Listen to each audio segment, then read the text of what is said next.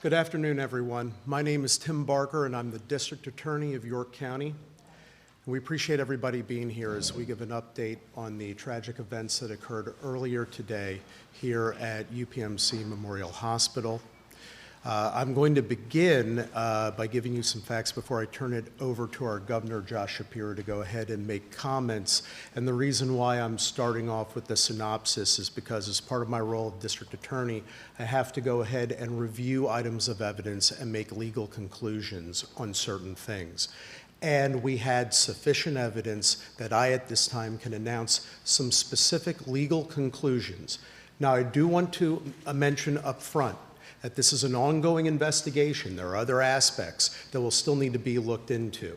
However, there are some specific things that relate to specific aspects regarding what's known as justification in an officer-involved shooting that I am able to definitively answer for you at this time.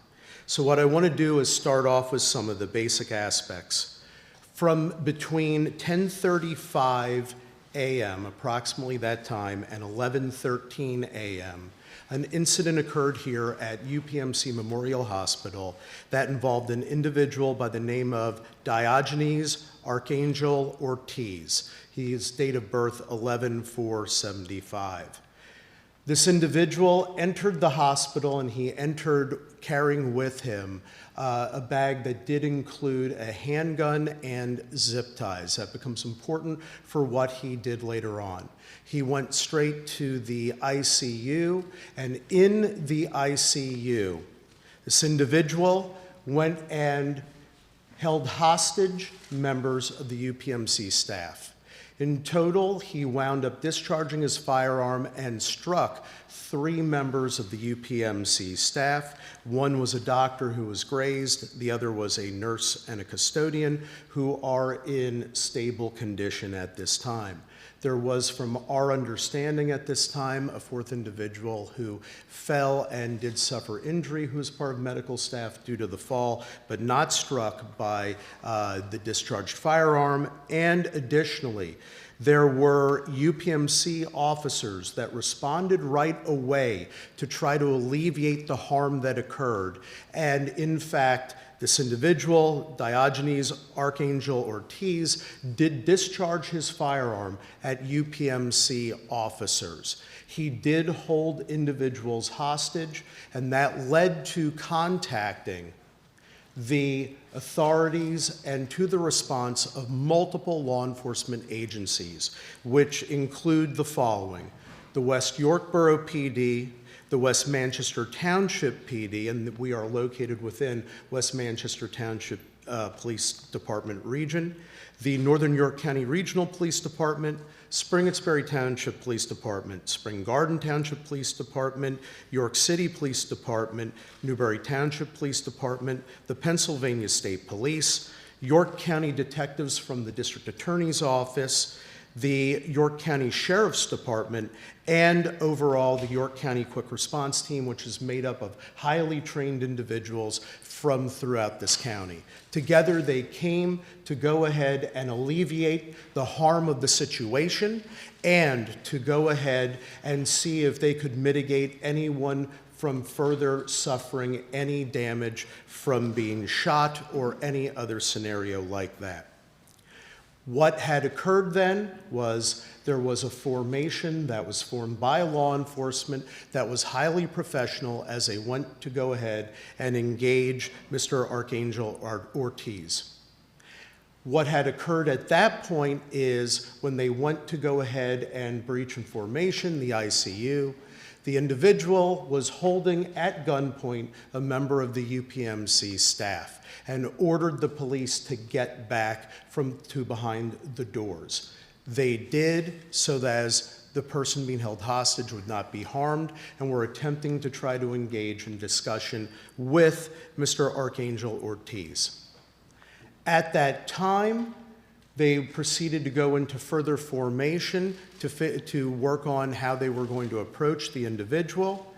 When he came out, Mr. Diogenes Archangel Ortiz came out holding at gunpoint a member of the UPMC staff who was also had her hands tied with the aforementioned zip ties. Holding her at gunpoint, coming out into the hallway, the officers, left with no recourse, did open fire and did shoot and kill Diogenes Archangel Ortiz. During the course of the armed confrontation that was caused by Mr. Archangel Ortiz, there were 3 officers who were struck. An officer from Northern York County Regional Police Department and an officer from Springettsbury Township Police Department were both struck, and they are in stable condition. However, Officer Andrew Duarte from the West York Borough Police Department was fatally struck and killed. This is a huge loss to our community. The first thing that I have to do is to announce the legal business at hand. As I stated, I personally watched surveillance videos, and I was able to hear firsthand interview statements that were made by officers who were present and there and who saw what occurred. I was also privy to receive statements from individuals who work for UPMC. In reviewing all of that evidence, it is absolutely clear and beyond any and all doubt that the officers were justified in taking their action and using deadly force. Quite frankly, they needed to use deadly force because by doing so, they potentially saved even more lives, even as they lost one of their own. I want to greatly thank our partners that I mentioned in law enforcement and with UPMC. They showed great bravery, great heroism. They are the reason why we are safe and why we can function. And as York Countyans, they are the backbone and lifeblood of our county. We need, as York Countyans, to come together to support our law enforcement community who is hurting right now with the loss of Officer Duarte. And we need to rally around our healthcare workers in York County as they have suffered a grave harm, an unwarranted harm, and an unnecessary harm. I will say that this did appear to be targeted at the ICU. We do have, and while this information is being developed further, I can say at this time that Diogenes Archangel Ortiz did appear to have contact previously in the week with the ICU for a medical purpose involving another individual. Information regarding all of that is going to be generated further in the future. We do not have any further information to provide at this time. But obviously, if you are arriving at a hospital with a firearm and zip ties and immediately proceed to a specific area and engage in these actions, that this was targeted on the part of Mr. Archangel Ortiz. My heart, along with everybody else in York County, breaks. In 27 years, it's been very rare that we've had to have a press conference like this in York County. We must come together and we must achieve peace. And please pray for everyone, and especially pray for the family and loved ones of Officer Andrew Duarte. May he rest in peace. Job well done, life well served. And with that, I'd like to turn it over to our governor, Josh Shapiro. Thank you, Mr. District Attorney. Let me say that here in York County today, we saw the very best and the very worst of humanity. The District Attorney laid out the worst of humanity, the act of a coward here in this UPMC Memorial Hospital. Let it not be lost on anyone the act of extraordinary bravery and courage by the healthcare workers here, by the law enforcement professionals, the state and local and here at the hospital level, who ran toward danger to keep people safe. I know that because of their work, lives were saved today here at UPMC Memorial. I know that because they answered the call and ran toward danger, lives were saved. Sadly, we lost one of those heroes today, as the district attorney announced. Officer Duarte was the best of us.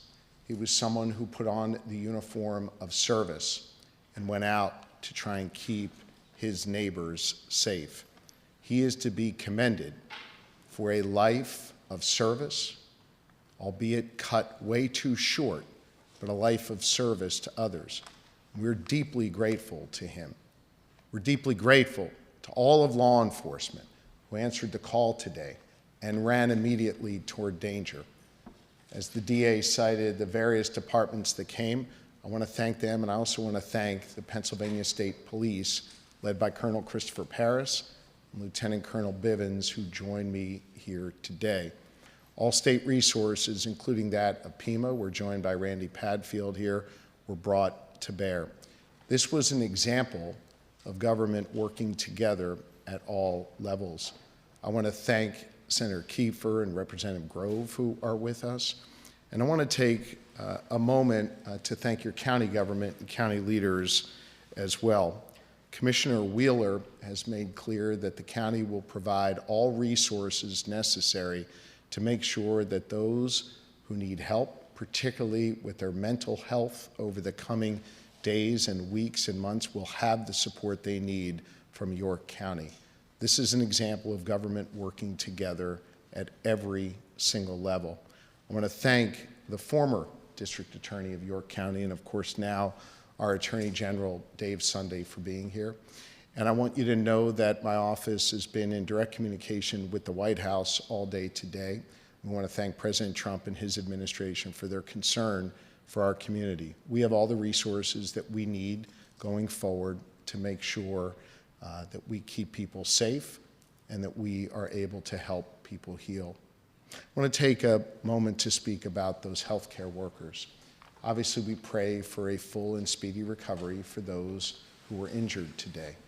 But I know that the trauma that the healthcare workers here today had to deal with is not something that goes away overnight.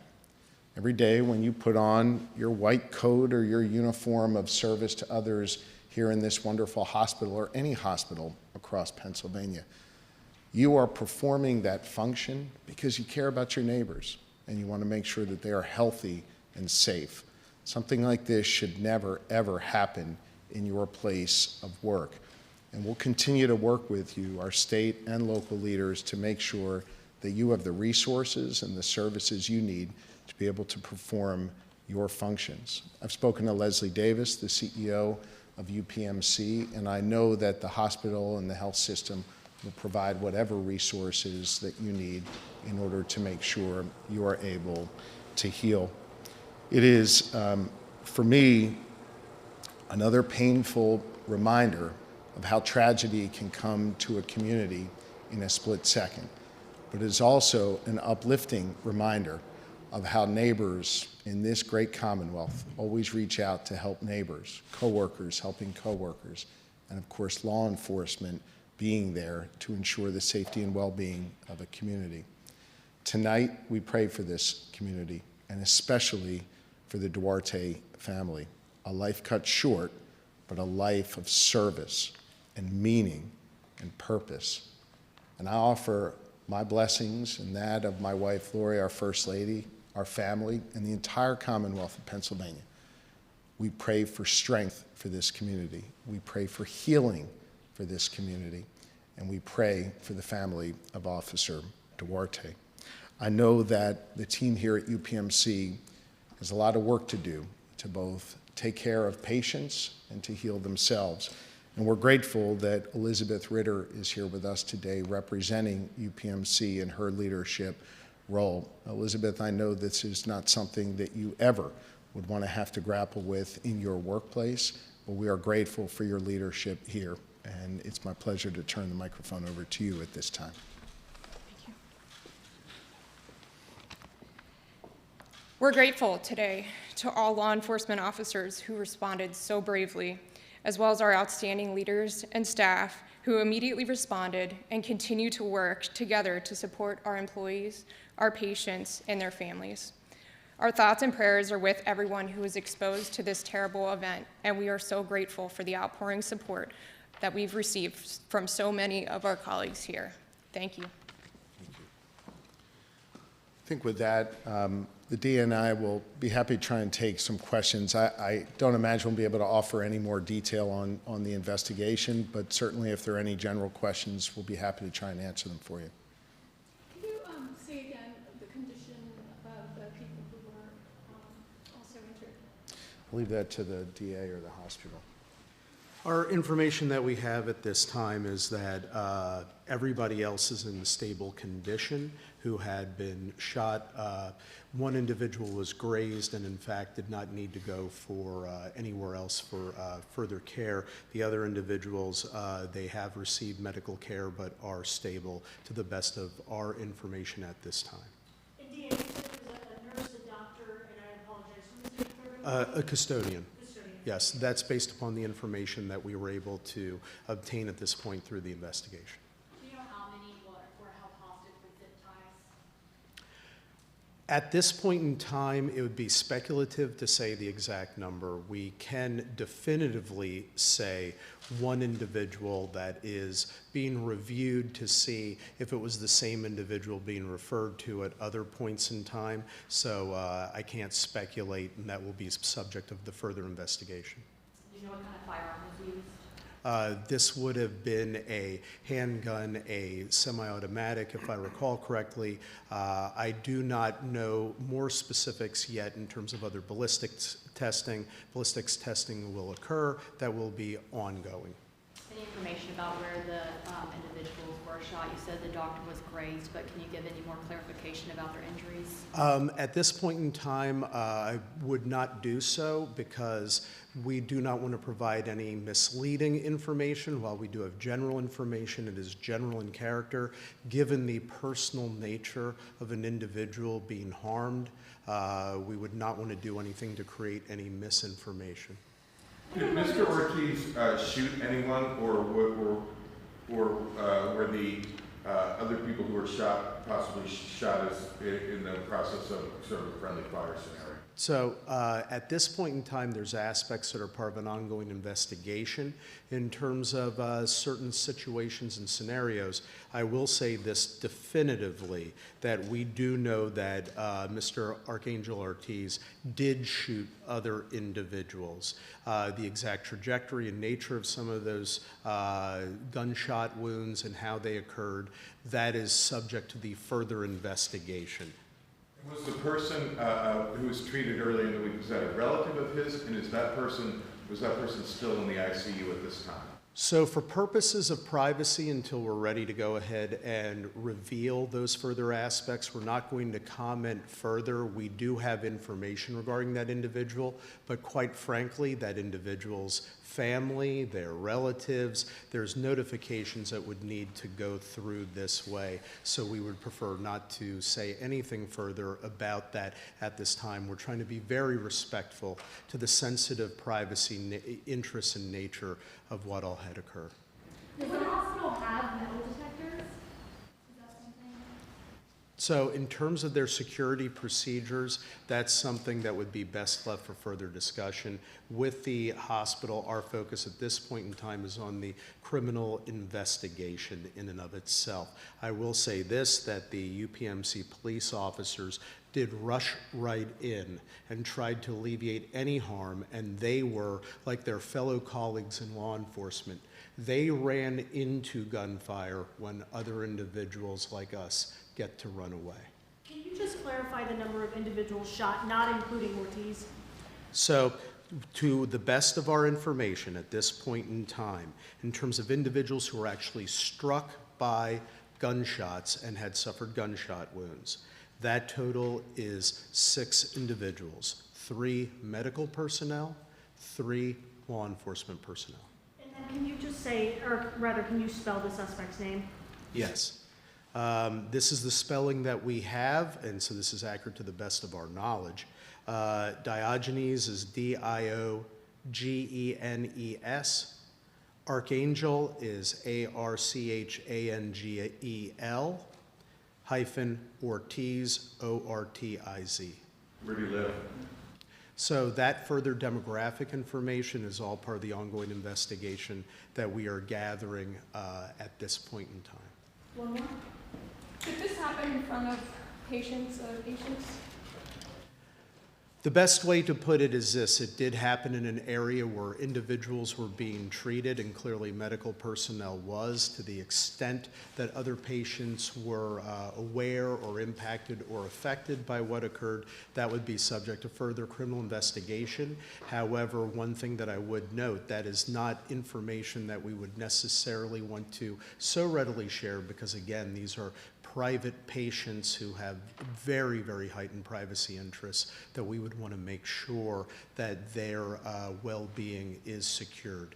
But it is in an area of the hospital where patients are seen. Thanks, guys. Thanks, everybody. Thank you.